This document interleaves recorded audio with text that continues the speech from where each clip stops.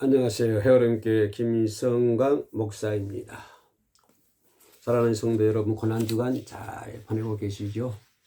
모두가 은혜로운 시간들 될 줄로 믿습니다.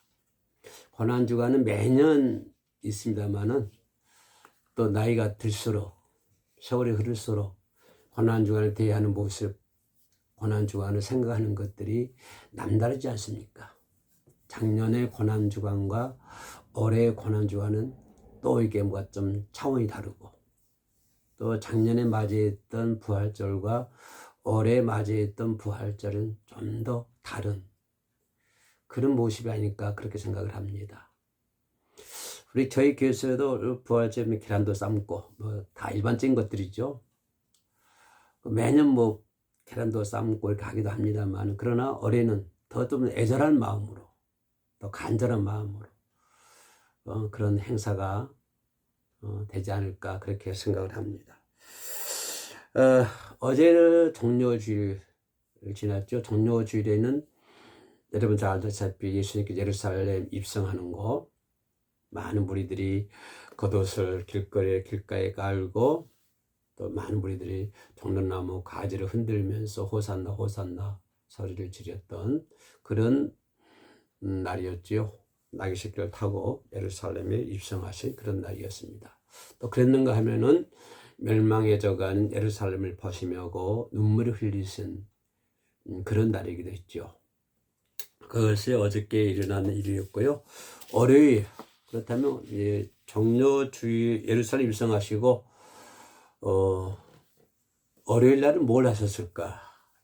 그래서 이 고난주간은 그 요일별로 예수님의 발자취를 따라가는 그런 시간들이 되시기를 소망을 합니다. 월요일 날은 마태복음 21장 12절로 17절 말씀을 보는데 성전을 회복하는 사건이 있죠. 다 아시죠? 그러면서 그 성전을 내 집은 만민이 기도하는 집이다, 이렇게 말씀하지 않겠습니까? 그래서 마태복음 21장 12절 10 공간복음에 나와 있는 말씀입니다만은 오늘 본문은 예수님께서 성전에 들어가셔서 장사하는 사람들 내쫓으시고, 또 내쫓는 것만으로 끝나는 것이 아니라 뭘까요? 많은 병든 자를 치료하시고 고쳐주시고, 또 어린 아이들에게 그 찬양을 받는, 그죠? 성전 정결의 시간이었다. 성전 청결의 시간이었다라고 볼 수가 있죠. 월요일 날이요.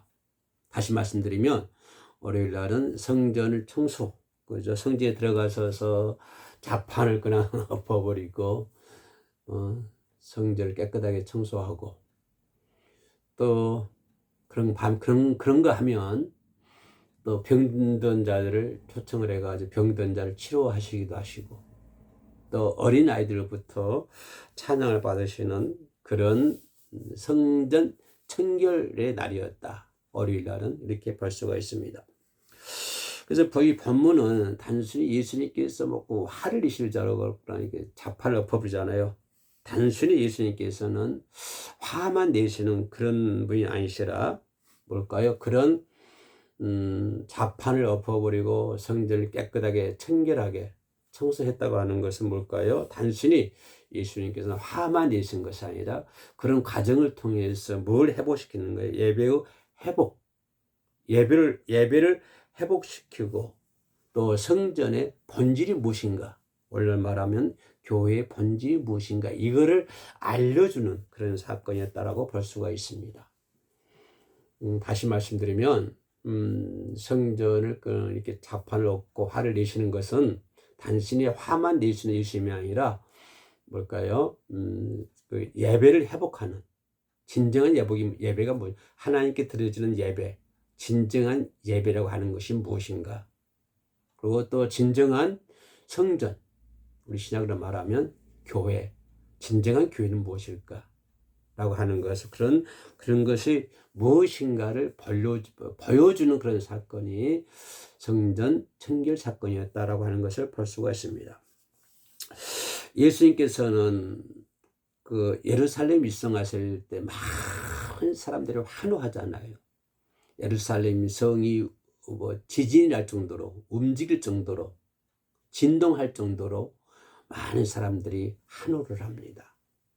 그럼 소동을 해요. 그 중심에서 예수님은 발걸음은 어디를 향합니까? 성전으로 또박또박 향하고 있습니다.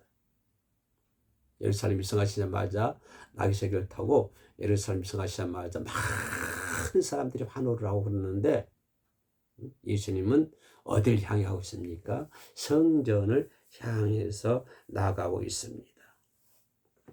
나가고 있어요. 첫 번째 행보는 예수님께서 예루살렘에 입성해가지고 첫 번째 행보가 뭐 거창한 궁궐이라든가 뭐 멋있는 위대한 자 이름 있는 그런 곳에 가는 것이 아니라 첫 번째 행보는 교회에 있어요. 성전이었습니다. 사람들은 예수님이 로마 군대를 몰아내기를 기대했지만 예수님은 먼저 어디를 갑니까? 종교의 심장부라 하시죠. 그 심장부인 성전 타락을 겨냥하는 거예요. 첫 번째 예루살렘 입성해 가지고 예수님이 하시는 거예요.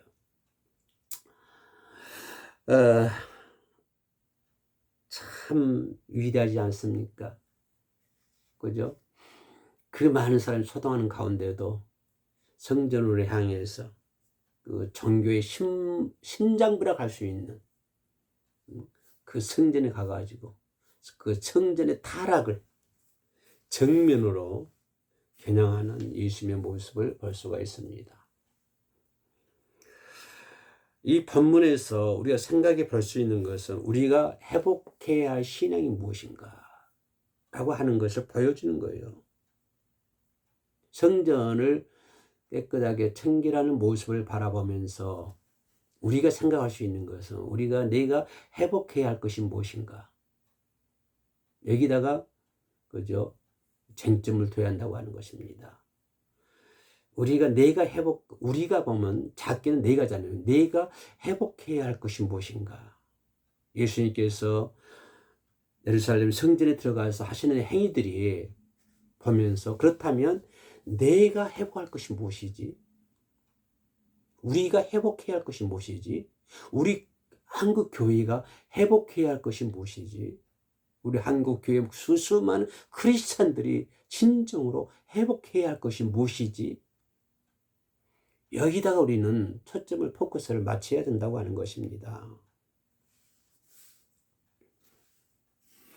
성전에 들어가셔서 세 가지를 합니다. 첫째는 거룩한 청소이죠. 본문 마태복음 21장 12절에 13절로 주님은 뭐라고 말씀하십니까? 너희가 강도의 소굴로 만들지 말라. 강도의 소굴을 만들었다고 하는 것입니다. 하나님의 성전을 강도의 소굴로 만들었다고 하는 것. 이것을 회복하라고 하는 것이에요. 하나님의 성전이 강도의 소굴로 변했다. 요즘 한국 어떻습니까? 한국 교회는 어떻습니까? 한국 교회 대형 교회들의 모습은 어떻습니까? 하나님의 성전을 돈 버는 수단으로 만들고 자식에게 교회를 세습하고 넘겨주고 교회가 자기 재산입니까? 교회가 돈 버는 곳입니까? 예수님께서 예루살렘 입성해가지고 너희가 강도의 소굴로 만들었도다 라고 얘기하는 거예요. 그래서 예수님은 화가 나셔가지고 그 장사하는 사람들 상을 그냥 뒤엎어버리지 않습니까? 왜요? 그 사람들은 이제 순리자 때 유월절 때 많은 사람들이 모이잖아요. 저 지방에서도 모이잖아요. 그 올 때 제사 지낼 때 흠없는 이게 양이나 이런 거 잡아서 제사 드려야 되는데 멀리서부터 끌고 올 수 없잖아요. 그 당시에 뭐 차가 있습니까? 뭐가 있습니까? 그래 맨몸을 온단 말이에요.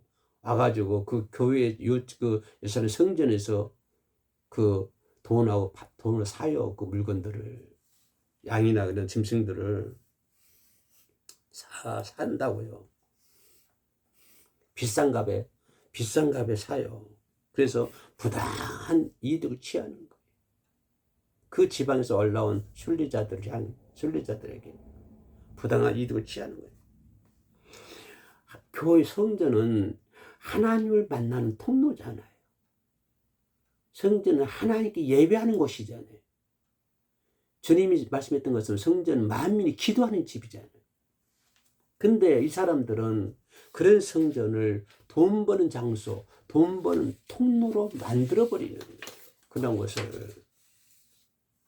그래서 예수님 뭐라고 우리 13절에서 내 집은 기도하는 마음이 기도하는 집이라 일컬음을 받으리라. 엎어버려. 엎어버리면서 그걸 다 엎어버리면서 내 집은 만민이 기도하는 집이라. 내 집은 많은 사람들이 기도하는 집이야. 장사하는 집이 아니야. 강도의 소굴이 아니야. 그런 내타는 심정으로 상을 다 엎지 않습니까? 오늘 내 마음의 성전은 어떤가요?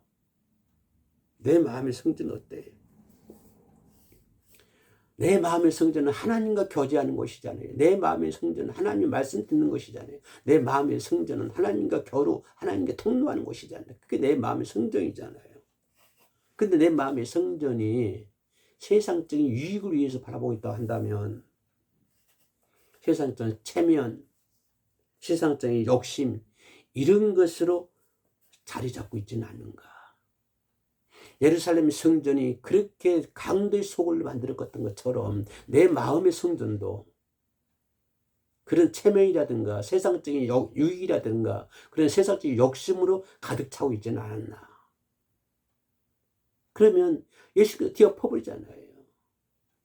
내 마음의 성전은 하나님과 통로하는 것입니다. 하나님과 통로하는 그 것인 내 마음의 성전을 그렇게 세상에 더러운 걸로 세상에 더러운 것들이 자리 잡고 있지 않나. 그렇다면 예수 우리의 마음에 상을 엎으시고 내 마음속에는 그 더럽고 추악한 것들 전부 엎어버리고 예수님께서 예루살렘 성전의 모든 상을 다 엎어버린 것처럼 내 마음에 있는 모든 찌꺼기들 더러운 것들 다 엎어버리고 거룩함을 회복해야 될 줄로 믿습니다. 예수께서 말씀하신 것처럼 만민이 기도하는 집이라 그렇게 회복할 수 있는 우리가 돼야 돼요. 내 마음의 성전이 회복이 돼야 돼요. 그뿐만 아니라 예수님께서는 예루살렘 성전에 입성해가지고 상만 엎었습니까? 아니에요. 아까 내가 했던 것처럼 병든 자를 치유했습니다. 규민한 마음으로 사랑의 마음으로 병든 자를 치료했어요. 14절에 맹인과 저는 자들이 나오매 상을 엎어버린 분노 현장에 그죠? 곧바로 이어지는 장면이 치유하는 것입니다. 기회를 여기는 거예요. 사랑하는 거예요. 당시에 그런 맹인과 저는 사람들은요 부정하다는 말 들어요. 그래야 성전에 들어오지를 못했어요. 성전으로. 성전 출입이 제한됐습니다. 당시에 그랬어요. 율법 시대였잖아요. 그렇기 때문에 저는 자들, 맹인 이런 사람들은 부정하다는 이유로요 교회에 성전에 들어오지를 못했어요. 그런데 예수님께서 어떠세요? 그런 사람들 다 상을 엎은 다음에 청소한 다음에 그런 사람들을 그 당시에 교회에 성전에 들어오지 못했던 그러한 병든 자들을 다 교회로 들어오게 만들어요. 다 들어오게 만들어가지고 규율한 마음으로 다 치유해 주시잖아요. 이렇게 다 치유해 줘요. 교회는 깨끗하기만 하는 것이 아니에요. 교회는 깨끗하기만 하는 것이 아니라 아픈 자들 고침받고 소외된 자들이 환대받는 것이 그것이 교회예요. 교회가 깨끗하기만 합니까? 깨끗하기만 해요. 깨끗하기만 하는 것이 아니라 때로는 병든 자들이 찾아와서 치유받기도 하고 소외받은 사람들이 들어와서 위로받기도 하고 그런 것이 교회입니다. 그런 것이 교회예요. 이것이 교회의 회복이에요. 거룩함의 회복. 교회가 거룩함의 회복이 있어야 된다고 하는 것입니다.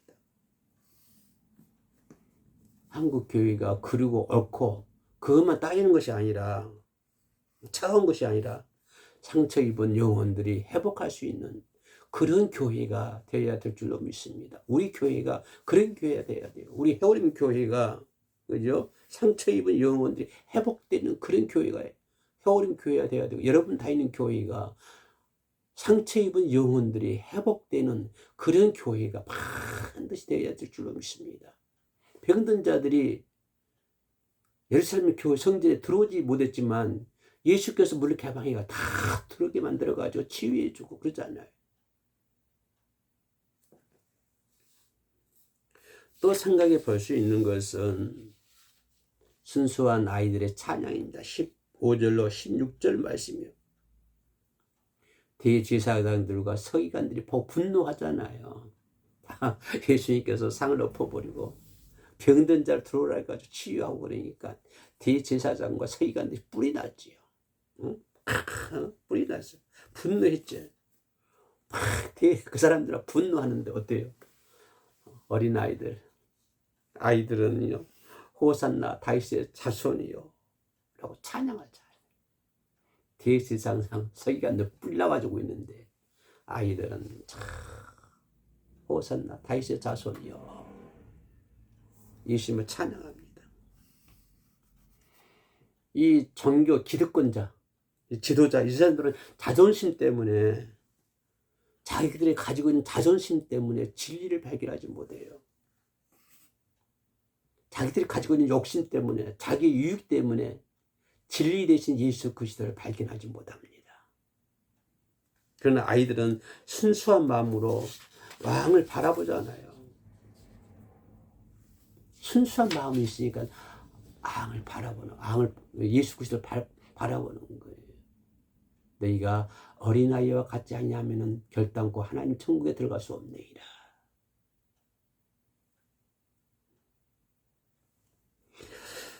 어린아이들이 호산나 다윗의 왕이요 다윗의 자손이요 라고 찬양하는 것은 시편 8편의 말씀을 성취하는 거예요. 이것도 예언되어 있는 말씀이거든요. 시편 8편의 말씀이에요. 예언된 말씀인데 그 말씀을 성취시켜 주는 거예요. 이 바리새인들과 서기관들, 대제사장들 이 사람들은 자신의 지식과 자신의 경험 때문에 그 자신의 지식, 자신의 경험 그것들이 그 사람들 신앙이 걸림돌이 되는 거예요.